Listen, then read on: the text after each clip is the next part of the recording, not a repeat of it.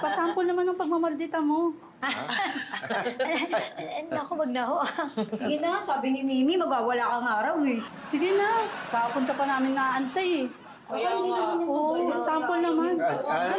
Sandali. Huwag na muna siguro yung acting. Picture na lang muna para makaalis na bigla din. Ayan na yung picture. At saka huwag niyong kalimutan panoorin si Madam Sasha sa Black Rider. Eh, ba't sabi mo magsasample siya?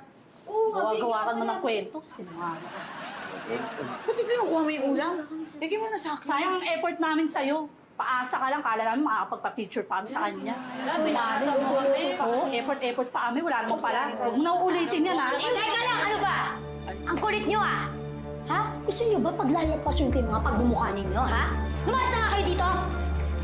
Ang hinihintay, alis!